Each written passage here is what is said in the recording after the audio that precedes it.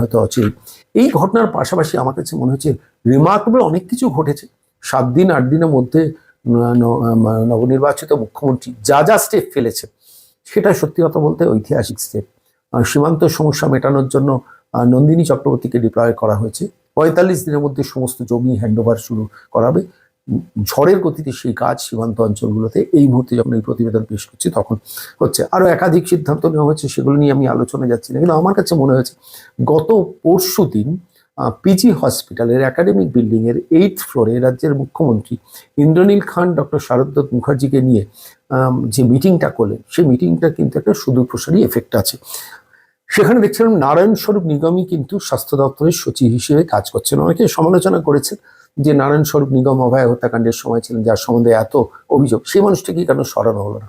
আমার নিজস্ব একটা অবজারভেশন আছে, সেটা হচ্ছে এইসব অফিসারদের দিয়ে মমতা বন্দ্যোপাধ্যায় অনেক খারাপ কাজ করিয়েছেন, কিন্তু এদের এফিসিয়েন্সি লেভেলটাকে যদি কোনো সরকার কাজে লাগায়, হয়তো সেই দৃষ্টিভঙ্গি থেকেই নারায়ণ স্বরূপ নিগমকে নতুন সরকার কাজে লাগানোর প্ল্যান করেছে। দেখছিলাম যে পিজি হসপিটালে যখন গিয়েছিলেন এবং 41টি একাধিক হসপিটালের হেডদের ডাকা হয়েছিল, সেখানে অনেক কিছু মেসেজ দেওয়া হয়েছে, সেগুলো নিয়ে আমি ডিটেলে আলোচনায় যাচ্ছি না। কিন্তু আজকে যখন এই প্রতিবেদন পেশ হচ্ছি তার আগের দিন খুব দ্রুত কতগুলো ঘটনা ঘটেছে আমি দেখছিলাম, যেখানে পরিষ্কার সেগুলো ঘোষণা হয়েছে যে হাসপাতালের মধ্যে কোনো প্রাইভেট ব্যবসা চলবে না। প্রত্যেক হসপিটাল কর্মীকে উইদিন দিস মান্থ প্রত্যেকে কালার্ড ফটোগ্রাফ সহ তাদের আইডেন্টি কার্ড নির্দিষ্ট রঙের ফিতেতে গলায় ব্যাচ পরে থাকতে হবে। নির্দিষ্ট টাইমে ডাক্তার স্বাস্থ্যকর্মীরা ঢুকবেন এবং ঠিক পাশাপাশি কোনো রকম দালালরা চলবে না। সমস্ত অ্যাম্বুলেন্সগুলো একটা সিস্টেমের মধ্যে আনতে হবে। যা ইচ্ছে তাই করার প্রবণতাটা বন্ধ করতে হবে, বিভিন্ন রেফার করার পুরো ব্যাপারটা বন্ধ করতে হবে এবং একাধিক নতুন বেড আরও তৈরি করার ব্যাপারে ইতিমধ্যে সিদ্ধান্ত নেওয়া হয়েছে। খুব দ্রুত সেটা রূপায়িত হবে। স্বাস্থ্য সচিব, অধ্যক্ষ, উপাধ্যক্ষদের ইতিমধ্যে নির্দেশ দিয়েছেন যে যে কোনো সময় যে কোনো হসপিটালে সাডেন ভিজিট হবেন, তৈরি থাকবেন, যাতে সবকিছু ঠিকঠাক থাকে সেটা দেখতে হবে। এই যে জার্কটা আমার খুব ইন্টারেস্টিং লেগেছে। আমি দেখছিলাম অগ্নিমিত্রা পল ন্যাশনাল মেডিকেল কলেজে বুধবার রাতেই পৌঁছে গেছে এবং একটা হসপিটাল ধরে পুরো এরিয়া সার্চিং করেছেন এবং করেই সেখানে যা মেসেজ দেওয়া দিয়ে এসছেন। আমি দেখছিলাম কৌস্তব বাগচি তিনি বিএন বোস হসপিটালে যাচ্ছেন, বারাসাতের বিধায়ক তিনি বারাসাত হসপিটালে যাচ্ছেন, রত্না দেবনাথ তিনি ঘোলা পানির স্টেট জেনারেল হসপিটালে যাচ্ছেন। সবথেকে ইন্টারেস্টিং হচ্ছে নারায়ণ স্বরূপ নিগম, তিনি একসঙ্গে গতকাল অনেক রাতে national NRS Nilratan Sarkar hospital, RG Kar medical college hospital, Calcutta medical college hospital রাত্রিবেলা ভিজিট করছেন। দেখেছেন কোনোদিন নারায়ণ স্বরূপ নিগম তো দীর্ঘদিন ধরে স্বাস্থ্য সচিব ছিলেন মমতা বন্দ্যোপাধ্যায়ের আমলে, তিনি রাত্রিবেলা বেশ রাতে তিনি যাচ্ছেন বিভিন্ন হসপিটালগুলো ভিজিট করতে, কোথায় ল্যাবস আছে, কোথায় সমস্যা আছে, কোথায় গাফিলতি আছে, কোথায় কোথায় বিভিন্ন লোকজনের পাশ কাটানোর প্রবণতা আছে। এই ভিজিটটা প্র্যাকটিক্যালি অ্যাডমিনিস্ট্রেশন একটা জার্ক দেওয়া এবং এমার্জেন্সিতে সবসময় চিকিৎসক স্বাস্থ্যকর্মী থাকতে হবে, তার জন্য একাধিক রিক্রুটমেন্ট হবে। বিদ্যাসাগর স্টেট জেনারেল হসপিটালে দেখছিলাম ইন্দ্রনীল খান তিনি পৌঁছে গেছেন। তো সমস্ত বিধায়কদের নির্দেশ দেওয়া হয়েছে যারা নিয়ার বাই যে হসপিটাল আছে তার হসপিটালগুলোকে সাডেন ভিজিট করবেন এবং সেই সাডেন ভিজিটে যেগুলো অবজারভেশন আসবে দ্রুত নারায়ণ স্বরূপ নিগমের কাছে পৌঁছবেন। এই যে প্রশাসনকে অ্যালার্ট করার ক্ষেত্রে এই ভূমিকাটা যদি একটা সরকারের থাকে, তাহলে কিন্তু প্র্যাকটিক্যালি মানুষের মনে আস্থা যেমন ফেরে, মানুষ উপকারটাও পায়। যেমন গতকাল আমি দেখছিলাম মুখ্যমন্ত্রী শুভেন্দু অধিকারী ডায়মন্ড হারবার থেকে সম্মত ঘোষণা করছিলেন যে কোনো অটো, কোনো টোটো, কোনো টোল ট্যাক্স, কোথাও কোনো এক্সট্রা টাকা দেওয়া যাবে না, কোনো পার্কিংয়ের জন্য অ্যাডিশনাল টাকা দেওয়া যাবে না। যারা তোলাটা তুলতেন, যারা ঘুষটা তুলতেন, তাদের খুব সংকট হলো, কিন্তু ultimately at the end of the day পাবলিকের বেনিফিট হলো।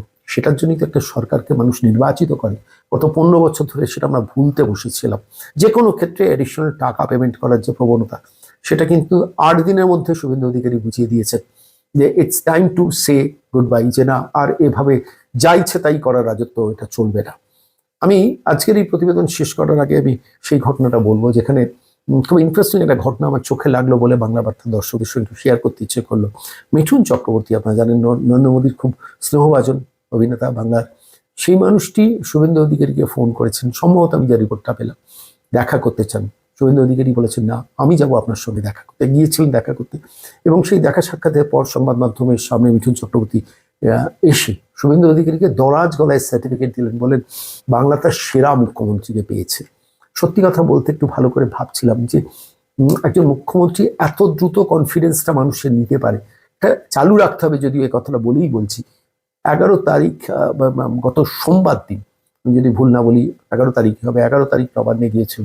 সেখান থেকে প্রথম ক্যাবিনেট মিটিং, তারপর একটা একটা করে পুলিশের সঙ্গে মিটিং, সমস্ত আইএস অফিসারদের সঙ্গে মিটিং, সমস্তগুলো করে 11, 12, 13, 14, 15, 16 প্র্যাকটিক্যালি 6 দিনের মধ্যে এন্টায়ার অ্যাডমিনিস্ট্রেশনকে কিন্তু নড়িয়ে দিয়েছে।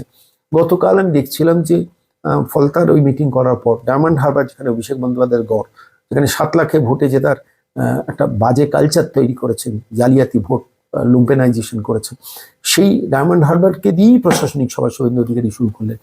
অধিক রাতে চলে গেলেন নন্দীগ্রামে, সেখানে পূর্ব মেদিনীপুরে বিধায়কদের সঙ্গে মিটিং করে তারপর সম্ভবত কাঁথির বাড়িতে ফিরলেন। আমি দেখছিলাম 20 তারিখ 21 তারিখ পর দুর্গাপুরে প্রশাসনিক সভা করবেন, তারপর নর্থ বেঙ্গলে চলে যাচ্ছেন। সেই নর্থ বেঙ্গলে গিয়েও সেখানে প্রশাসনিক সভা করবেন। যে প্রশাসনিক সবার আগে নিশীথ প্রামাণিক রাজ্যের ক্রীড়া ও যুব কল্যাণ মন্ত্রী এবং উত্তরবঙ্গ উন্নয়ন মন্ত্রী উত্তরকন্যাতে গতকালই মিটিং করে পরিষ্কারভাবে বলে দিয়েছেন, দি অ্যাডমিনিস্ট্রেশন হ্যাজ টু অ্যাক্ট। অন্তত পশ্চিমবঙ্গে এই মুহূর্তে দাঁড়িয়ে উত্তরকন্যা তো মমতা বন্দ্যোপাধ্যায় ভুলিয়ে দিয়েছিলেন, একটা সেক্রেটারিয়েট আছে, কোনো মন্ত্রী বসতেন না, বড় পর্যায়ের সচিব বসতেন না। নিশীথ প্রামাণিকই সেখান থেকেই অপারেট করবেন, সময় বলছে হয়তো সেটাই অপারেট করবেন। তার প্রথম দিনটা গতকাল শুরু হলো উত্তরবঙ্গে। একটার পর একটা যুগান্তকারী সিদ্ধান্ত নতুন সরকার নিচ্ছে।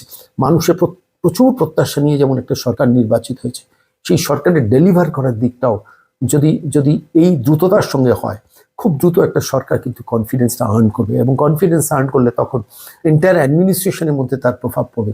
পুলিশ বলুন, ডাক্তার বলুন, নার্সিং স্টাফ বলুন, স্কুলের শিক্ষকরা বলুন, সবাই একযোগে কাজ করাটা শুরু করলে তবেই না একটা ভালো সরকার চলবে।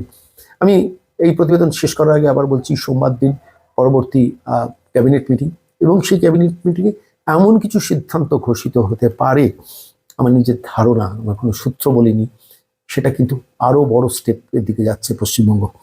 সবের ওপর আমি বলছি, একটা সরকারকে ফুল মার্কস দেওয়ার মতো কাজ করেছেন এই গত 6 দিনে, সোম, মঙ্গল, বুধ, বৃহস্পতি, শুক্র, শনি। তাকিয়ে তাকিয়ে দেখছেন মমতা বন্দ্যোপাধ্যায় কালীঘাটের বাড়ি থেকে যে কাজটা আমি করতে পারতাম আমি তো করিনি, শুভেন্দু সেটা করে দেখাচ্ছে। জ্বলছেন, রাখছেন, ফুঁসছেন, কিন্তু কিছু করার নেই। যে নোংরা কালচারের জন্ম দিয়ে গেছেন মমতা অভিষেক এই পশ্চিমবঙ্গের মাটিতে, সেখান থেকে বেরিয়ে আসার জন্য মানুষ তো একটু অক্সিজেন চেয়েছিল, যার জন্য 46% ভোট দিয়ে বিজেপিকে সরকার এনেছে। এখন বিজেপি হ্যাজ টু অ্যাক্ট। সেটা অন্তত প্রাথমিকভাবে 6 দিন খুব ভালোভাবে শুভেন্দু অধিকারী নেতৃত্বে নবগঠিত মন্ত্রিসভা করছে। এখন বাকি কাজগুলো কবে, কিরকম, কিভাবে হবে আমরা নজর রাখবো, এবং তথ্য দিয়ে প্রতিদিন সকাল 8টায় আসবো বাংলার বার্তায়। নজর রাখবো।